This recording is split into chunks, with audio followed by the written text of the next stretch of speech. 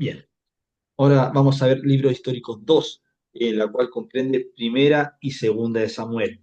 Ya la próxima semana vamos a ver Primera y Segunda de Crónicas y Primera y Segunda de Reyes. Así que harta atención, porque muchas veces acá vamos a ver la diferencia. Muchas veces uno se enreda con los libros que vienen, Primera y Segunda de Samuel, Primera y Segunda de Reyes, Primera y Segunda de Crónicas, pero ¿saben qué? Cuando los vayamos estudiando van a ver que se van a adecuar y van a simplificar todo lo que es la palabra. Y lo conversamos también en la introducción, ¿cierto?, a la Biblia, en la introducción al Antiguo Testamento. Muy bien, vamos a ir a Primera de Samuel. Vamos a ir inmediatamente a Primera de Samuel.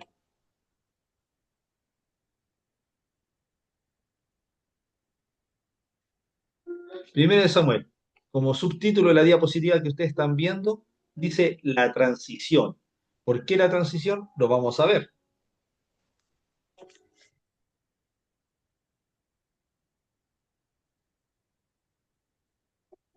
Primera de Samuel. Bien. Primera, acá como dice, disculpen,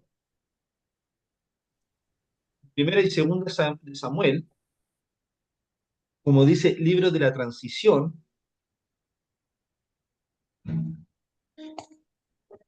¿Por qué libro de la transición? Porque estuvimos con Josué, ¿cierto? Un libertador, un guerrero. Después pasamos al libro de los jueces. Venían más libertadores, ¿cierto? Estuvimos leyendo Ruth. Pero generalmente, ¿por qué la transición? Porque se toma de los libros de los jueces, de los libros de Josué, hasta Moisés, ¿cierto? Disculpen, un libertador. Transición, porque después de los libertadores vienen los reyes, viene la monarquía. Y aquí es donde hay que hacer la diferencia. Miren, veamos un poquito de historia, de teología. Primera y segunda de Samuel antiguamente eran considerados como un solo libro, pero los traductores de la Septuaginta lo dividieron en dos. Más tarde, textos hebreos y las versiones en español llamaron al libro Primera y Segunda de Samuel. La Septuaginta los llamó los libros primero y segundo de los reinos, y la Vulgata Latina primera y segunda de Reyes, y nosotros primera y segunda de Reyes sería, o sea, y nuestros primera y segunda de Reyes serían tercera y cuarta de Reyes. Imagínense, eh, des- después se fueron simplificando los nombres, pero eh, antiguamente primera y segunda de Samuel era primera y segunda de Reyes, y los que son primera y segunda de Reyes eran tercera y cuarta de Reyes. O sea, los libros de Samuel lo tomaban como contar la monarquía, contar el principio de la monarquía, contar el principio de la vida de los reyes. ¿En qué lugar se desarrolló todo esto? En Canaán. Fecha, entre 1050 y 960 a.C. Se ignora exactamente cuándo se concluyeron los libros que llevaban el nombre de Samuel. ¿Por qué? Porque también Samuel después muere, ¿cierto? Y alguien tenía que seguir escribiendo. Pero acá nos da unas no posibilidades, sino que nos dice algunas cosas de quién podía haber seguido escrito el libro en nombre de Samuel. Destinatarios. Los destinatarios eran para el pueblo judío y su posteridad. La tradición judía atribuía la escritura a Samuel, pero su muerte se narra en el capítulo 25 del primer libro. Ojo, además se le asigna a Natán y a Gad el, la parte que ya después de cuando Samuel muere, después de todos los escritos, se le asignan a Natán y a Gad. Y lo podemos ver en Primera de Crónicas 29-29. Si ustedes van a Primera de Crónicas 29-29, ¿qué es lo que nos dice? Dice, y los hechos del rey David, primeros y postreros, están escritos en el libro de las crónicas de Samuel, vidente, en las crónicas del profeta Natán y en las crónicas de Gad, vidente. Ojo, lo vamos a ver un poquito más adelante, pero vidente, y acá sale en los libros de Samuel, vidente en esos tiempos también se le llamaban a los profetas, no que eran adivinos ni nada de eso. Ellos sí que eran profetas, porque también están los otros videntes, pero esos son ya agoreros, adivinos, que no son permitidos. Pero acá cuando dice Samuel vidente, Samuel profeta, ¿cierto? de Natán, y las crónicas de Gad, vidente, Gad, profeta. Entonces, este libro, como les decía hace un momento, nos lleva a un cambio, ¿cierto? A un cambio de transición. Nos lleva a un cambio de transición. Esto quiere decir que pasamos desde el fin de la teocracia a los principios de la monarquía, ¿cierto? Entonces, la gran oposición filistea exigía nuevas tácticas para Israel. Samuel, ya en su vejez y la irresponsabilidad de los hijos, de sus hijos, ¿cierto? No ofrecía la calidad de liderazgo que se requería en ese momento. Israel necesitaba un rey. Israel pedía un rey. ¿Por qué? Porque las personas que tenían que venir a suceder a, a Samuel nos daban la talla y eran sus hijos. Vamos a ver más adelante. Sin embargo, la forma de gobierno que era la adecuada para Israel consistía en el equilibrio. ¿Cómo podemos llamar el equilibrio? El equilibrio no era teocracia o monarquía, sino teocracia mediante la monarquía. O sea, a través del reinado, enseñar la palabra de Dios. A eso se refiere. ¿Entienden? Entonces, ¿cómo se podía hacer? Lo vamos a ver más adelante. Dios debía ser siempre el verdadero soberano, si Israel habría de seguir siendo su pueblo. No obstante, podía ejercer su gobierno por medio de un rey humano y Saúl ascendió al trono. Saúl fue el primer rey de Israel y lo ungió Samuel. Quiero hacer un pequeño paréntesis. Moisés y Samuel, para los judíos, hasta el día de hoy, son una de las personas más importantes de su historia. ¿Ya? Moisés, ¿por qué? Por la salida de Egipto, por el éxodo, y Samuel porque ungió al primer rey de Israel y también a David. Eh, Como les decía anteriormente, eh, el reinado de Israel tenía que ir por medio del equilibrio, el equilibrio entre la teocracia y la monarquía. Tengo que recordarles que en el libro de Deuteronomio da una palabra en la cual se entrega la ley de Moisés. ¿Para qué? Dios ya sabía todo esto de antemano. Para que cuando hubieran reyes, los reyes tenían que escribir la Biblia a mano, o sea, no la Biblia, tenían que escribir la Torá a mano y explicársela al pueblo. Es por eso que más adelante, con esto de la monarquía, se divide los reinos y, y todos los reyes hicieron lo malo. ¿Por qué? Porque nadie hizo eso. Entonces, Dios quiere algo más. Dios siempre quiere algo más. Pero muchas veces nosotros somos las personas que en realidad no estamos conectados con lo que Dios quiere. Por más que nosotros queramos entenderlo, o muchas veces nuestras actitudes son reflejos de nuestra desobediencia y muchas veces no entendemos lo que Dios quiere para con nosotros. Este libro eh, recoge las historias de los judíos a partir del periodo de los jueces. Nos brinda datos del nacimiento de Samuel hasta la muerte de Saúl. Samuel fue el último juez y el primer profeta. Así es considerado. Como, ¿cómo se puede decir? A ver, como cultura general, ¿cierto? Samuel fue el último juez y el primer profeta. Pero se supone que profeta era la persona que habla con Dios y entrega un mensaje de Dios. Entonces, mucho antes había muchos profetas, podemos decir, Moisés fue un profeta, ¿cierto? Eh, Podemos decir que hasta Josué, ¿por qué? Porque Dios le habló a Josué y Josué lo transmitió al pueblo. Entonces, pero acá se le denomina Samuel, se le denomina Samuel, porque Moisés es considerado como un gran libertador. Bueno, y en esto que Samuel fue el último juez y el primer profeta, enlaza el periodo de los jueces con el de la monarquía. ¿Se recuerdan? Los jueces, monarquía. ¿Por qué? Porque los jueces eh, el Señor ponía jueces para libertar al pueblo, ¿cierto? De la opresión de los enemigos. Pero una vez que los libertaba y el juez moría, el pueblo volvía a desobedecer. Entonces era algo cíclico, como lo expliqué en la clase pasada.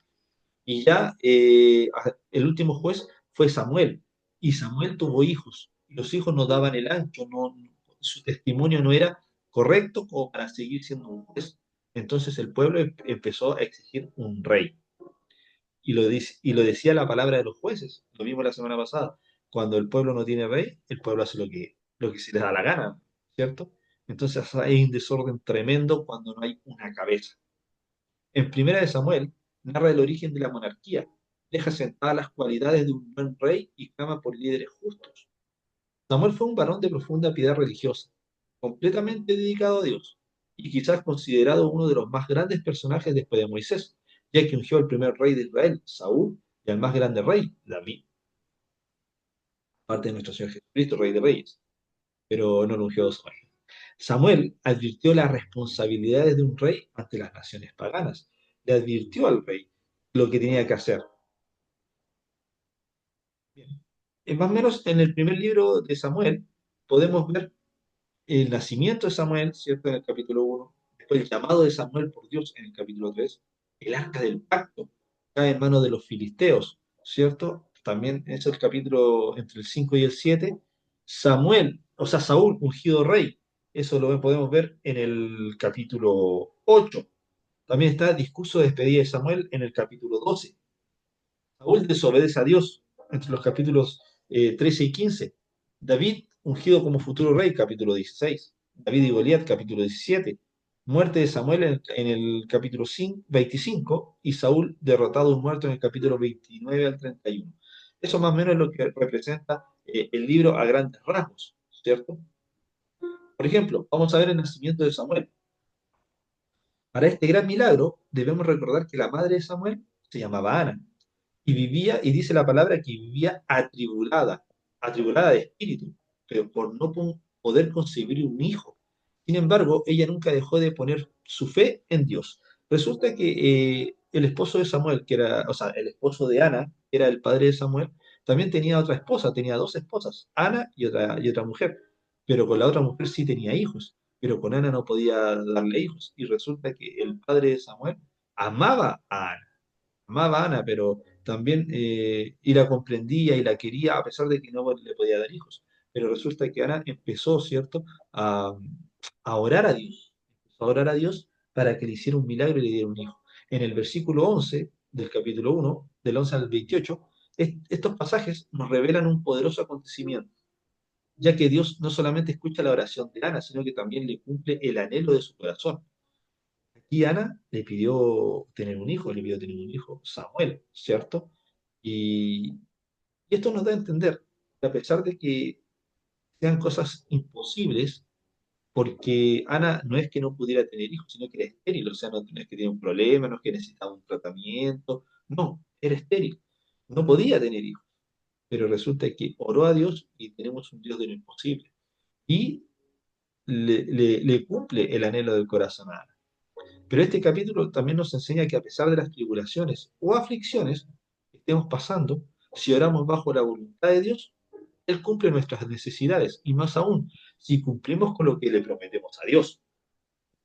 Miren, veamos Proverbios 15:29. Proverbios 15:29. ¿Qué es lo que dice? Proverbios 15:29 dice,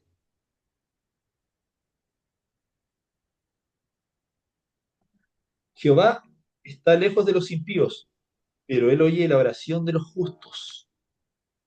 Y los justos son los hacedores de la palabra de Dios, no los oidores.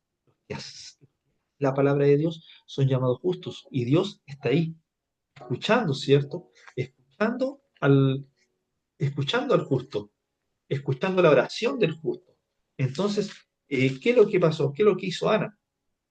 Empezó a orar, empezó a orar, empezó a orar, empezó a orar. Y resulta que, y acá dice también, Jehová está lejos de los impíos.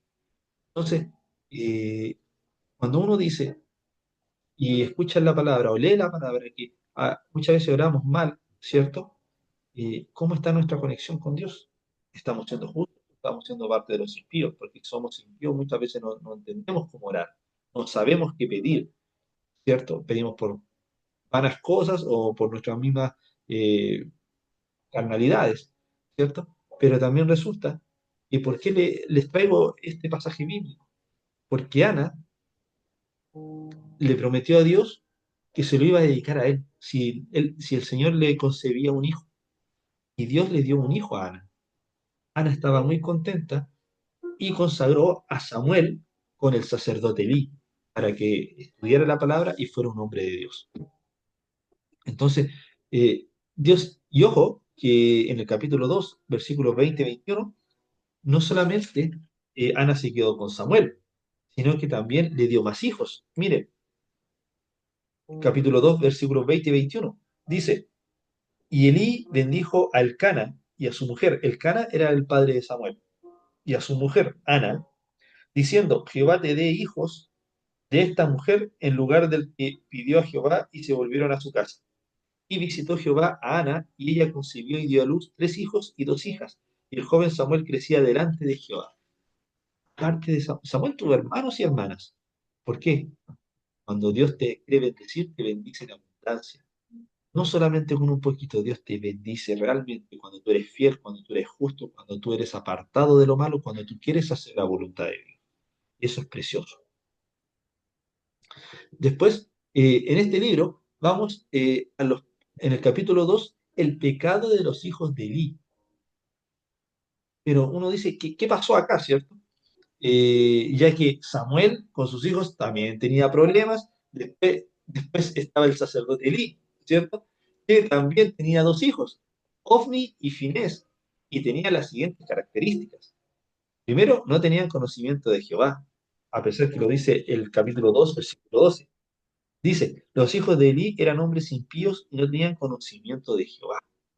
En ese mismo capítulo, pero el versículo 34 y dice, y te será señal por esto que acontecerán a tus 2 hijos, Omni y Fines, ambos morirán en un día. Esto nos hace referencia a la palabra cuando nos dice que por falta de conocimiento pereció mi pueblo, ¿cierto? Eso sale en Isaías 5:13 y Oseas 4:6, ¿cierto?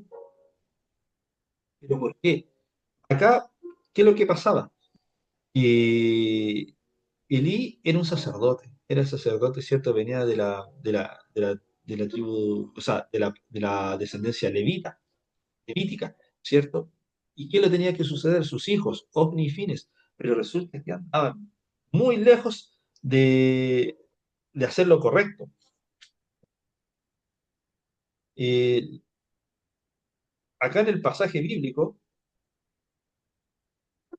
dice, pero Elí era muy viejo, en el 2:22 y oía de todo lo que sus hijos hacían con todo Israel, y como dormían con las mujeres que velaban a la puerta del tabernáculo de reunión. O sea, que tenían concubinato, que tenían fornicación, ojo, con las mujeres que cuidaban el tabernáculo. O sea, acá ninguno se escapaba, pero ellos eran hijos de sacerdote, entonces tenían que tener un comportamiento, un testimonio de ejemplar para el pueblo. Y no fue así. Es por eso que más aún, ya con los hijos de Samuel que no hacían lo correcto, el pueblo quería un rey. Ya con los hijos de Eli, también el pueblo ya quería un rey. O sea, ya no tenía otra escapatoria, no tenía otra opción, no tenía otra salida. En el versículo 3, capítulo 3, versículo 22,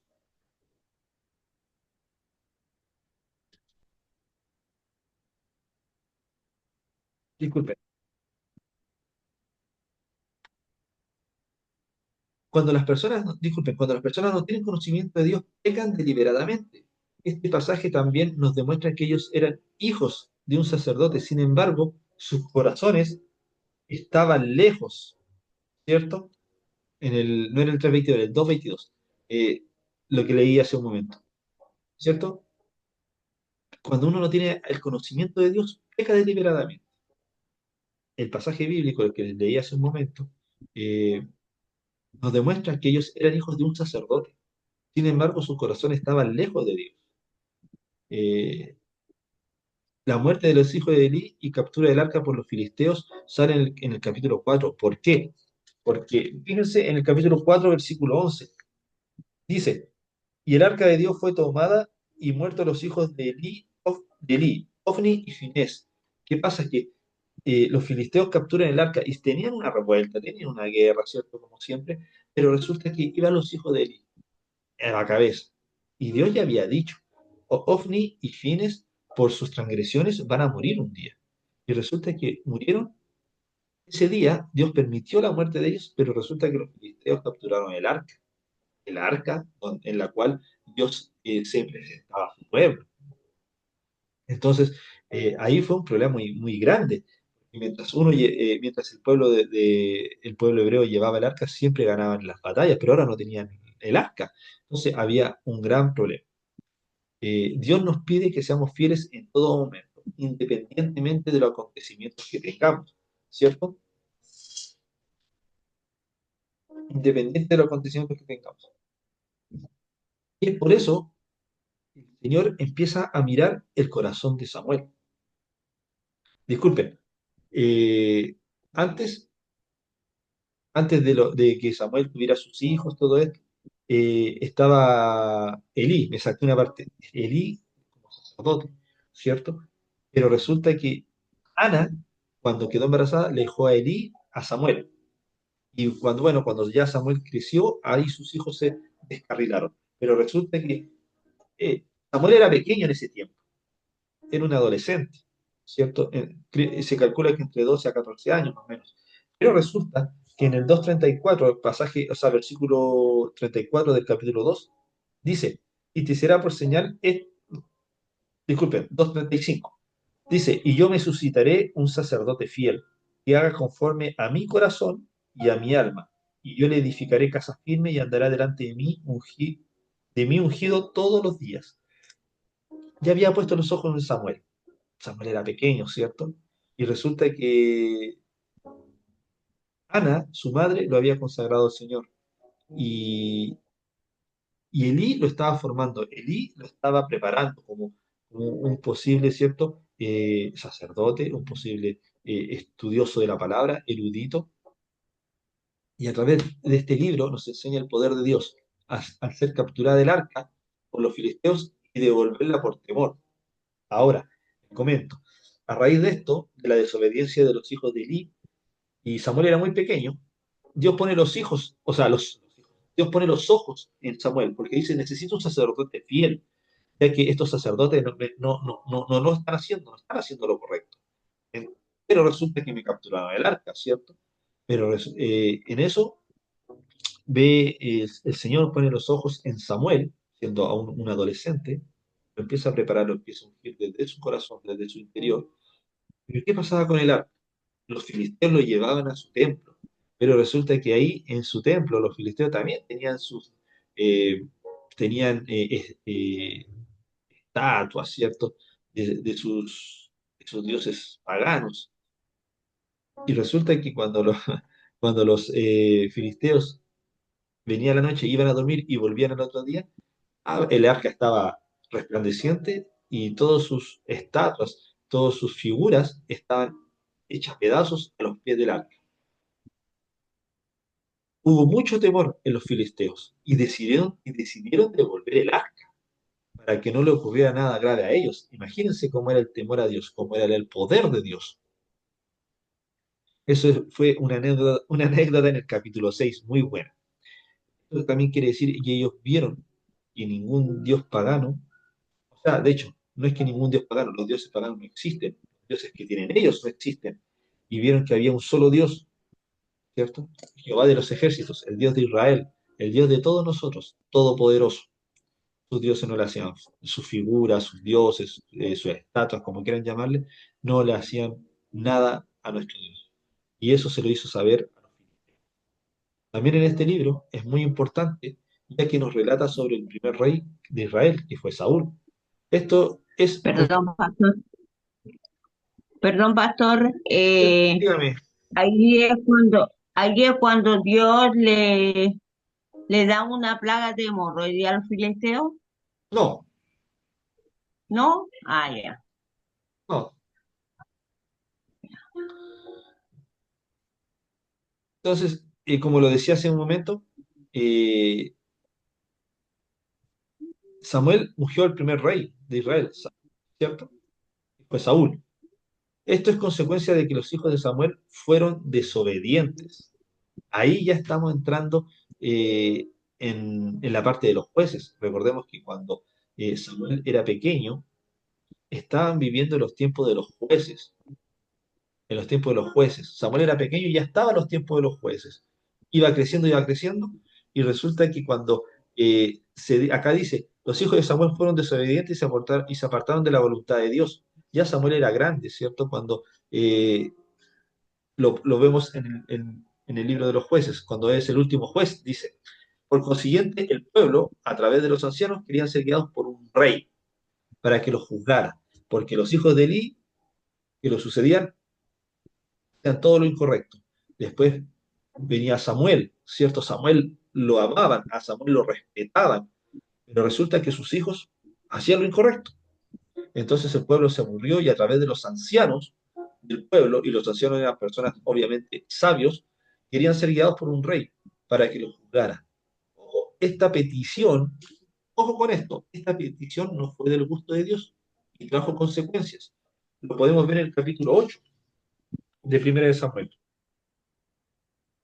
Y ustedes dirán, ¿por qué? Porque resulta que Dios no le gustó la petición del pueblo. Si ustedes pueden ver y leer en el capítulo 8, versículo del 1 al 8, pero yo le voy a leer del 7 y el 8, dice, y dijo Jehová a Samuel, oye la voz del pueblo en todo lo que te diga, porque no te han desechado a ti, sino a mí me han desechado, para que no reine sobre ellos, conforme a todas las obras que han hecho desde el día que los saqué de Egipto hasta hoy, dejándome a mí y sirviendo a dioses ajenos, así hacen también contigo. Entonces, Dios le quiso decir, porque Samuel también estaba enojado, no le agradó mucho la petición de los ancianos, ¿cierto? Y Samuel oró a Jehová, y Jehová le respondió eso lo podemos ver en el 6, 7 y 8 de los versículos, ¿cierto? Del capítulo 8. Entonces, ¿qué quiere decir? Que los ancianos del pueblo le pedían rey. Samuel le disgustó mucho eso, pero oró a Dios. No tomó ninguna decisión, no le hizo caso al hombre, nada. Él fue a orar primero a Dios para tomar una decisión con respecto a Dios. Y Dios le dijo, pon atención al pueblo. ¿Sabes por qué? Porque no te han dejado, o sea, porque, no, porque me han dejado a mí me han dejado. Así que ponle atención al pueblo, dales un rey y van a ver las consecuencias. Entonces, la gente, ¿cuál es la enseñanza? Que la gente quería, quería hacerle caso a un hombre y no doblar rodillas ante Dios. Entonces, ya vemos que el pueblo venía con mucha desobediencia y como dice la palabra, y trajo consecuencias. Por el libre albedrío equivocado del pueblo, a través de los ancianos, nos muestra cómo es el corazón del ser humano y quién se somete a Dios o a los hombres. Entonces, ¿a quién se somete el ser humano? ¿A Dios o a los hombres? Entonces, en eso tenemos que hacer una línea muy fina. ¿Por qué? Porque muchas veces nosotros traímos problemas, disgustos, situaciones adversas de la vida y no caminamos bajo la palabra de Dios. Tenemos que caminar bajo la palabra y la voluntad de Dios para ser justos. Y, y al ser justos, Jehová nos oye todas nuestras oraciones. Ojo, Dios escucha todas nuestras oraciones, pero cuando yo digo nos oye nuestras oraciones es cuando nuestras oraciones necesitan un milagro, ¿cierto? Y así como Ana escuchó, porque era una justa, no era una impía. Entonces, siguiendo, lamentablemente Saúl desobedeció también a Dios y no se hizo esperar la respuesta de Dios a través del profeta Samuel, en el capítulo 15, ¿cierto? Entonces, vemos, eh, Samuel era tan importante y declaraba, iba lo que le decía a Dios y se lo exponía a los reyes. Y cuando uno habla con los reyes, si al rey no le gusta, te puede mandar a matar, pero aún así Samuel iba, ¿cierto? Samuel era muy respetado en el pueblo.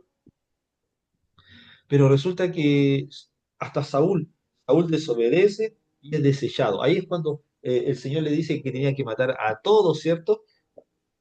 Pero él no, él resulta que perdonó al pueblo de Amalek, ¿cierto? Y sacó lo mejorcito, y no, Dios había dicho que había que exterminar todo, animales, hombres, mujeres, pero Saúl desobedeció. Y vienen consecuencias cuando uno desobedece. Para el pueblo judío, como lo dije anteriormente, eh, Moisés y Samuel son muy importantes hasta la actualidad, ya que este último, ¿cierto? Samuel ungió a Saúl y al rey David. Otros hechos del relato de este libro es la victoria de David ante Goliat. Acá en 1 Samuel sale, ¿cierto? Cómo David enfrenta a Goliat. Pero resulta que el primer libro de Samuel más se enfoca en lo que fue el reinado del rey Saúl. Pero sí también nos da relatos de que Dios dice, ok, por la desobediencia de Saúl, también he fijado mis ojos en una persona. ¿En quién? En David. Y David era un pastor de ovejas y era el menor de todos sus hermanos. Y le dijo que fuera a verlo, que lo fuera a ungir. Resulta que Samuel hace lo que Dios dice. Después David va a vivir, ¿cierto?, al reinado de Saúl. Saúl le tenía por gran estima. David tocaba el arpa, ¿cierto? Lo tranquilizaba, le daba paz y tranquilidad con el sonido del arpa. Pero resulta que, bueno, después David toma por mujer a una de las hijas de Saúl, pero el pueblo empezó a querer más a David. Empezó a querer más a David. David, bueno, y el Espíritu de Dios estaba con David, ganaba las guerras, pero por la desobediencia ya el Espíritu del Señor ya no estaba con Saúl, y Saúl empezó a ponerse celoso, envidioso, asesino, hasta loco. Entonces entró mucha entidad demoníaca en Saúl. Y ahí es donde Saúl termina matándose él, suicidándose, ¿cierto? También Saúl va donde una divina, en Endor, ¿cierto? Y también está la muerte de Saúl y de sus hijos. Esto lo podemos ver en el primer libro de Samuel, ¿cierto? Ahora, no sé si alguien tiene alguna duda, alguna consulta con el primer libro de Samuel.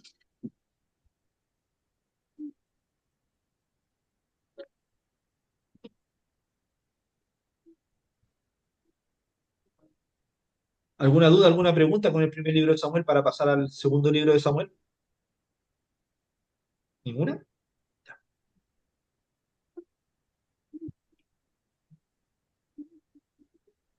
Vamos a pasar al segundo libro de Samuel.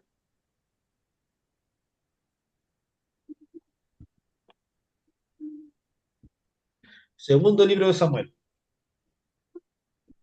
Como subtítulo, El rey David.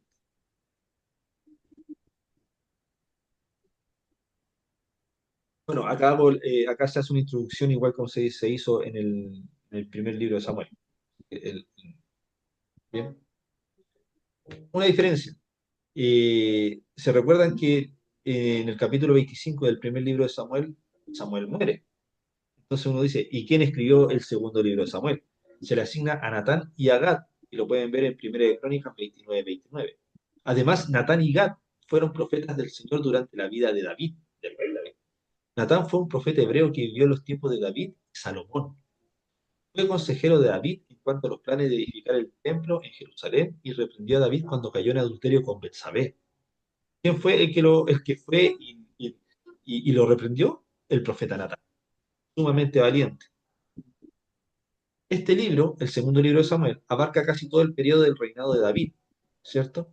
Eh, el rey David reinó durante 40 años, ¿cierto? Su reinado duró 40 años. De esta forma, el propósito es narrar la historia de los judíos, desde la muerte de Saúl hasta el comienzo del reinado de Salomón. Ustedes pueden ver que el rey David asumió su reinado, fue proclamado rey a los 30 años. De los 30 años gobernó 40 años, o sea, 70 años tenía David cuando dejó de gobernar y pasó a ser Salomón, su hijo, el rey. También este libro también tiende a demostrar el poder de la monarquía durante este magno periodo de la historia de Israel, o sea, el reinado, ¿cierto? La monarquía significa el reinado. En la segunda parte de este libro,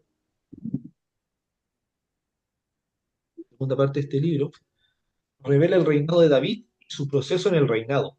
Por ejemplo, en el capítulo 2, David es proclamado rey de Judá. Bueno, es proclamado rey de Judá o de los hebreos, como quieran llamar, o de Israel. En el capítulo, este pasaje nos enseña, ojo, el capítulo 2 nos enseña a discernir y saber cuando una persona o nosotros, uno de ustedes, amados hermanos, tenemos un llamado y se da por las siguientes características. Primero, Dios llama y te unge, ¿cierto? Como en 1 Samuel 16, 1 al 13, cuando Dios le dijo a Samuel, ve y unge a un pequeño, flaquito, ¿cierto? Que pastor de ovejas, que se llama David. Y ahí fue y lo ungió. O sea, Dios te escoge primero, ¿cierto? Para hacer un llamado. Segundo, el pueblo te reconoce. David todavía no era rey, ¿cierto? Todavía no era rey, todavía estaba el rey Saúl, pero resulta que el pueblo reconocía a David como rey, lo querían, lo amaban, eh, lo tenían gran estima, lo tenían como por rey, y ahí es por eso que Saúl le tenía mucha envidia, le hizo persecución, quería matar a David. Bueno, y tercero, el que te unge y confirma es el sacerdote de la casa. Entonces, cuando una persona tiene un llamado, acá nos dice, ¿cierto? ¿Cómo es un llamado? Cuando una persona tiene un llamado, primero es porque ya Dios te escoge y te pone un llamado, un propósito desde antes de la fundación del mundo. Después, por ejemplo, si alguien tiene un llamado, voy a ir al pastoral. Cuando uno tiene un llamado pastoral, todavía no te llaman, todavía ni siquiera te ungen de pastor, todavía ni siquiera eres pastor, ni siquiera te han dado la idea que pueda ser pastor, ¿cierto? Ni siquiera a uno se le ocurre por la cabeza que puede ser pastor, pero la gente ya te empieza a reconocer como pastor. Te empieza a decir pastor, oiga usted es pastor, oiga acá, oiga acá. Entonces, el pueblo te empieza a reconocer, pero después la persona que te unge o confirma es el sacerdote de la casa, o la persona que tú estás siendo guiada, ¿cierto? Ahí es cuando se confirma el llamado de Dios en tu vida. Obviamente también el buen sacerdote de la casa, porque muchas veces hay sacerdotes que no son tan buenos y, y- y escogen a personas según su conveniencia. Pero bueno, ese es un gran tema del cual es muy importante porque pasa mucho. En el capítulo 11 ocurre el gran pecado de David, rey David, el cual por doloroso que sea lo que haya ocurrido como consecuencia, fue la muerte del hijo. Todo pecado trae consecuencias. Todas cosas buenas traen consecuencias y consecuencias buenas. Y toda situación que tú tengas mala trae consecuencias malas, ¿cierto? Entonces nos deja una gran enseñanza en miren, fíjense, 2 Samuel 11:1 dice, aconteció al año siguiente, en el tiempo que salen los reyes a la guerra, que David envió a Joab y con él a sus siervos y a todo Israel, y destruyeron a los amonitas y sitiaron a Rabá, pero David se quedó en Jerusalén. ¿Qué nos quiere decir esto? Que David era un rey, pero el rey iba a la guerra, los reyes iban a la guerra, pero resulta que en ese transcurso, en ese tiempo, David no empezó a ir a la guerra y se quedó en casa, en su palacio, y empezó a mandar a los demás. Hoy por hoy es algo normal, pero en ese tiempo no era normal. En ese tiempo el rey iba a la guerra. Resulta como David descuidó esa parte, se quedó en su casa, en tiempos de, por decirlo, de ocio, porque entró el pecado, porque en esos tiempos, por no ir a la guerra, vio a Betsabé y se echó con ella y se enamoró de ella, hasta que todos saben lo que hizo para estar con ella, ¿cierto? Mandó a matar a Urias, ¿cierto? El esposo de Betsabé. Entonces, fue algo bien malo lo que hizo David, pero resulta que como consecuencia, la muerte del hijo. Bien, Mateo 26:41, para tener alguna correlancia, Mateo 26:41, me voy a leer un poquito de Mateo 26:41, dice, velad y orad para que no entréis en tentación. El espíritu a la verdad está dispuesto, pero la carne es débil. Amados, tenemos que estar velando y orando para no entrar en la tentación, porque nuestra carne es débil, pero el espíritu de nosotros quiere la verdad, pero la carne es débil. Por eso tenemos que estar orando. Es nuestro mayor, por decirlo, recarga de vitaminas espirituales, la oración, para mantenernos fuertes. ¿Por qué? Porque si no vamos a estar igual que David. En tiempos de guerra nos vamos a ir a la guerra, ¿me entiendes? Y cuando tenemos que ir a la guerra. Entonces, en estos días como enseñanza, tenemos una lucha todos los días. Y tú todos los días tienes que ir a la lucha espiritual. Todos los días tienes que ir a la guerra espiritual. Todos los días. Pero si te quedas en tu casa, ¿eso qué quiere decir? Si tú quedas conforme, sentado, sin hacer nada, como un perezoso, la carne te la va a ganar. Es por eso que tenemos que estar velando y orando. Nos deja una gran enseñanza solo ese pasaje bíblico.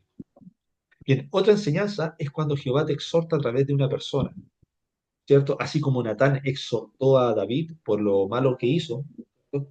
Por Betsabé, ya que se hizo un plan para matar a Urías y quedarse con Betsabé, Natán fue, le contó una historia y esa historia era para David, lo exhortó y lo reprendió. Entonces, otra enseñanza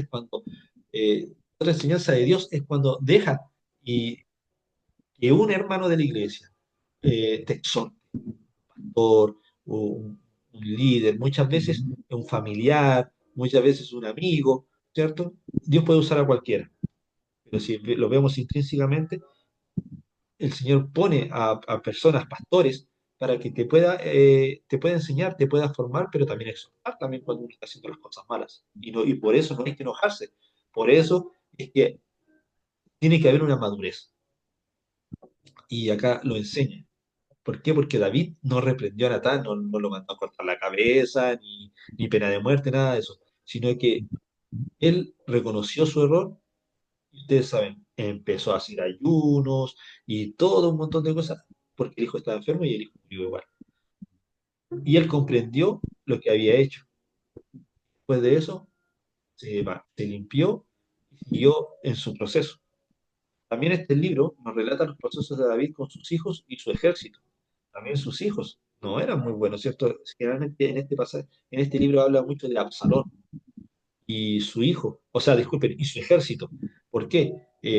Porque el ejército del rey David es llamado los valientes de David.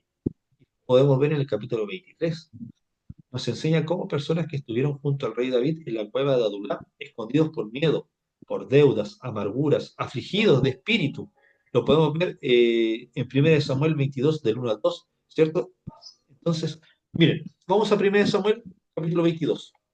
Vamos a retroceder un poco.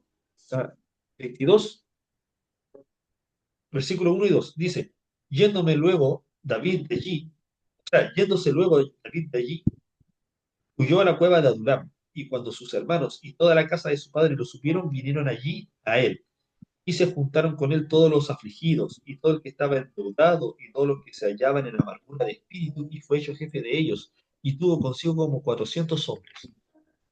Entonces, ¿quién se le llegaba a David? Los afligidos de espíritu, ¿cierto? Los que estaban en problemas males, ¿cierto? Que querían arrepentirse, tenían mucha culpa, cargo consciente, un montón de cosas. Las personas que vivían en amargura, en deudas, todas las que tenían miedo, fueron donde a David, reconocían que habían algo en él, hasta lo hicieron jefe y eran 400 personas, estuvieron ahí dentro de la cueva de Adulam. Pero pasaron los procesos y cada paso los fortaleció y fueron llamados los valientes de David, los que pueden ver en el capítulo 23. Los valientes eran tan valientes después con todos los procesos de este caminar. Ellos mismos se ofrecían para ir a matar gigantes. Le decían David, yo me encargo de ese gigante. Imagínense la valentía. Habían, me gusta mucho en los pasajes de los valientes de David en el capítulo 23, porque habla de José Basebet, el Tagmonita, principal de los capitanes. Dice, mató a 800 hombres en una ocasión, a 800 en una ocasión. Imagínense lo valiente que era, y guerrero. Después de este, Eleazar, hijo de Dodo, uno de los tres valientes que estaban con David cuando desafiaron a los filisteos, que se habían reunido allí para la batalla. Se levantó e hirió a los filisteos hasta que su mano se cansó y se quedó pegada su mano a la espada. Imagínense, mató a cuantos tenía encima y no dejó su espada firme en su mano hasta que la espada se le quedó marcada en su mano. Y después estaba Sama, ¿cierto? Cuando los filisteos se hallaban retirados en Leí, donde había un pequeño terreno lleno de lentejas y el pueblo había huido delante de los filisteos. Entonces se paró en medio de aquel terreno y lo defendió y mató a los filisteos y Jehová dio una gran victoria. Sama no huyó, Sama se quedó en ese terreno de lentejas que le había dado el rey David, o sea, que le había dado Dios. Y resulta que los filisteos lo fueron a atacar. Y no huyó y mató a todos. Dios le dio una gran victoria a Sama. Entonces muchas veces, sé como Sama. Tu campo de lentejas es tu hogar. Tu campo de lentejas es tu entorno. Tu campo de lentejas es tu familia. Quédate como Sama. Lucha por ella y Dios te va a dar una gran victoria. Sé como Sama. Defiende tu terreno de lentejas. Entonces, y después estaban muchos. Vienen una serie de nombres de las cuales son muy importantes en este capítulo y como les digo, se ofrecían para ir a matar gigantes. Entonces, en el día de hoy, ¿quién se ofrece para matar ciertos los problemas que tenemos hoy en día? Muchas veces andamos acongojados, con amargura de espíritu, afligidos de espíritu, ¿cierto? Con miedo, incertidumbres, porque vienen problemas. Esos son los gigantes, porque vienen los gigantes. Pero resulta que estos valientes pasaron cada proceso y después decían a David, yo quiero ir a matar a ese gigante. O sea, yo quiero enfrentar mis problemas, quiero enfrentar todos mis problemas y los voy a pasar porque Dios está conmigo, así como Sama. Así tenemos que pensar como esos valientes. Entonces nos deja una gran enseñanza el segundo libro de Samuel. Ojo, David no siempre obedeció a Dios, pero fue un caudillo mucho más consecuente que Saúl. Recordemos que Saúl obedecía, o sea, desobedecía, desobedecía, pero David no, David fue fiel y tenía un corazón conforme al corazón de Dios. Ahora podemos decir, ¿y cómo conforme al corazón de Dios con lo que hizo con Betsabé, cierto? Y Urías, sí, uno no encuentra la explicación, pero conforme al corazón que había una persona que se arrepintió, ojo, podemos decir, pero cualquiera se arrepiente, pero la consecuencia fue que mataron al hijo. Dios mató a su hijo. Y David lo tomó de la mejor forma. Sabía las consecuencias, sabía que le había fallado Dios y primero era Dios. Resulta que Dios lo recompensó por eso. Entonces muchas veces no entendemos cómo enfrentar los problemas, no entendemos cómo podemos enfrentar las consecuencias que vienen por nuestra propia desobediencia. ¿Cierto? Pero tenemos que ser valientes, entender, aceptar, ¿cierto? Aceptar cuando Dios dice, vienen consecuencias. No puedo quitar la mano por la desobediencia, pero nosotros tenemos que seguir siendo fiel a Dios. Tenemos que tratar de ser fiel y justo para Dios. Entonces, también David sorprendió a todos al matar a Goliat. Eso fue un poquito más atrás, ¿cierto? Su confianza en Dios le dio la victoria. Cuando vienen valientes, tú tienes que tener confianza en Dios. Cuando vienen esos gigantes, ¿cierto? Tú tienes que tener confianza en Dios. Y esos gigantes son los problemas de la vida, las circunstancias que tú puedes estar pasando, cualquiera sea. Tú tienes que tener la confianza en Dios. Recuerda, esos gigantes, esos Goliat, son los problemas de la vida. Son los problemas que tú estás pasando. Los problemas que muchas veces pasaste en la niñez, en la adolescencia. Los problemas que vas a pasar, ¿cierto? Porque la vida es una prueba y error. Vienen pruebas para que nosotros sigamos creciendo como hijos de Dios, para desarrollarnos. Así que nosotros tenemos que enfrentar todos esos Goliat en nuestra vida y poner, ¿cierto?, a Dios primero y confiar en Dios. Cuando uno pone a Dios primero es porque tiene confianza en Dios. Bien, la toma de Jerusalén fue un momento cumbre de la historia judía, porque esa ciudad iba a ser el gran centro religioso de Israel, por lo que hemos enseñado anteriormente, ¿cierto? David tenía el deseo de edificar casa para Dios en Jerusalén. David tenía características artísticas, ¿cierto? Manifestada en la música y en la poesía, también un gran guerrero.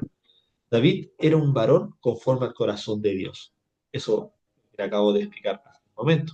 Y bueno, en los capítulos 5 David toma Jerusalén, ¿cierto? Porque, ojo, Josué conquistó gran parte, pero David terminó de conquistar todo el terreno que había dado Dios.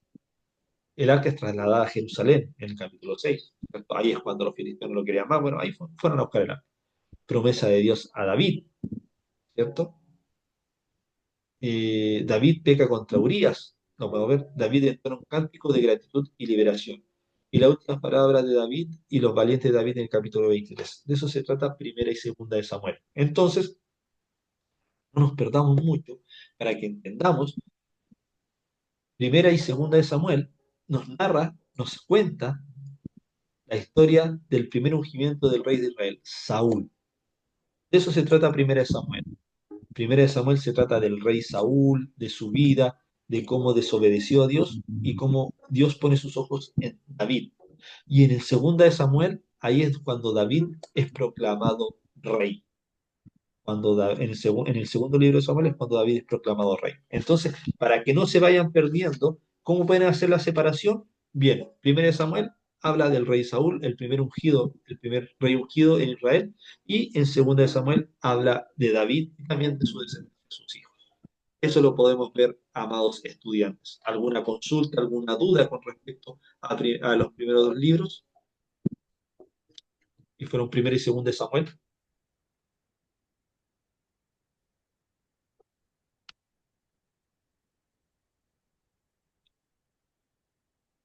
Recuerden, ¿quién fue Samuel? Hijo de Ana, hijo del Cana, ¿cierto? Ana no podía tener hijos, era estéril.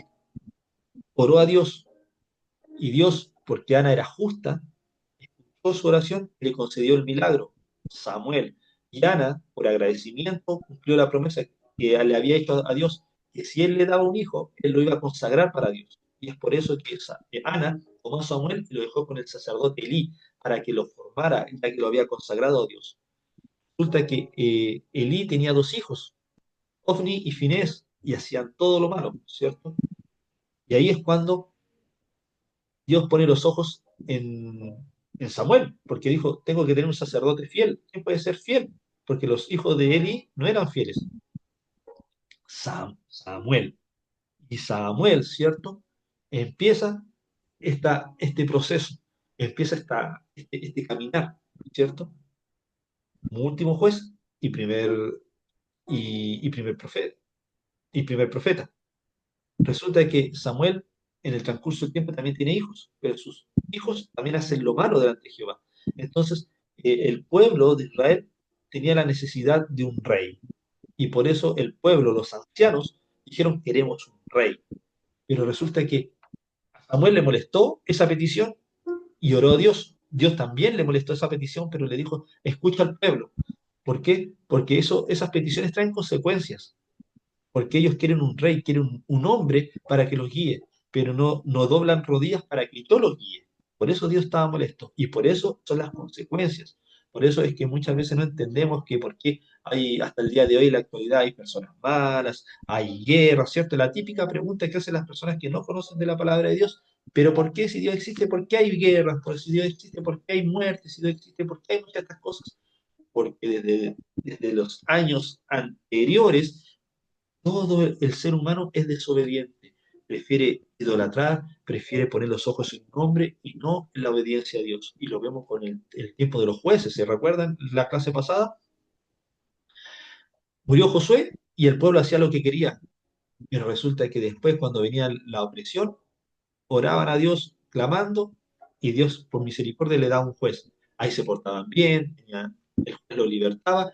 Resulta que el juez moría y el pueblo volvía a hacer lo malo. Entonces, nosotros, por ende, el ser humano necesita tener una cabeza, necesita tener una persona que los guíe, necesita tener una persona que esté al mando, por decirlo así. Pero resulta que Dios no quería eso. Dios quiere que nosotros, por nuestro libre albedrío, escojamos a Él y no tener los ojos puestos en un hombre, sino los ojos en Dios. Pero bueno, y así empieza el ungimiento del rey Saúl, ¿cierto? El primer rey de Israel, pero también hizo lo malo, desobedeció. Y ya Dios había puesto los ojos en David. Y después ungió al rey David. David hizo también algunas cosas malas, ¿cierto? Igual fue desobediente, pero fue más consecuente que Saúl y era conforme al corazón de Dios por lo que habíamos comentado anteriormente.